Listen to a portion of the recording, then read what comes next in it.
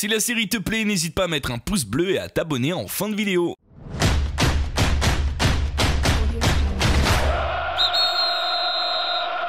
Bonjour à tous, on commence aujourd'hui par les résultats de la soirée d'hier. La Coupe de la Ligue a débuté et Caen s'est imposé 1-0 contre Lorient alors que Montpellier s'est imposé 2-0 contre Guingamp. La Coupe de la Ligue continue ce soir avec notamment un Strasbourg-Saint-Etienne. Hier, en Italie, l'Inter a pris la tête de la Serie A en s'imposant à la Sampdoria 3-2 alors qu'Arsenal s'est fait sauver par Nketiah né en 99, auteur d'un doublé dont un but en prolongation pour une victoire 2-1 contre Norwich, et le Barça avec une équipe bis s'est imposé 3-0 contre Murcia. Pendant ce temps-là, on parle de la valse des entraîneurs et le premier Puel pourrait très rapidement prendre les rênes de Leicester. Thomas Tuchel est toujours la priorité pour le poste en Bavière et pourrait donc entraîner le Bayern Munich la saison prochaine. Et pour finir, Hinsberger limogé du FC Metz pourrait voir Jean-Pierre Papin lui prendre sa place dans les jours à venir. On reparle de Benzema et ça fait déjà plusieurs épisodes qu'on en parle d'ailleurs, mais le retour du merengue en équipe de France est possible. Les dirigeants de la 3F ont en effet décidé que si un cadre de l'équipe de France, entendez par là Griezmann, Giroud, Mbappé,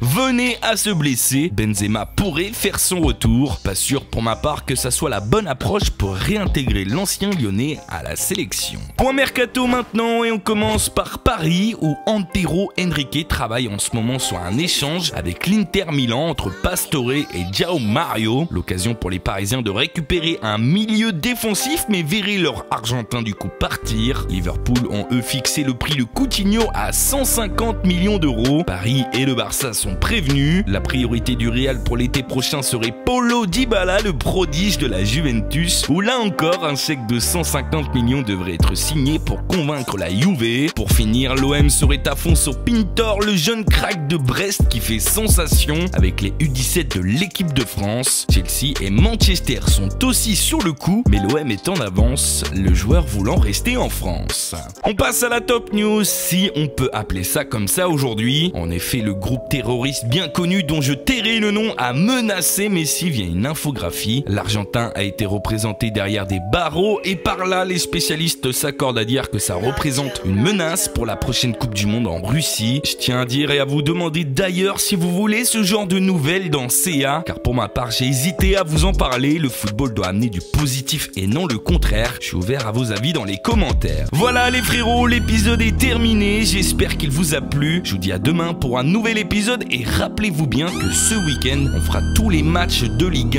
1 en live, plus un match de Première Ligue. Bonne journée à vous, tchuss.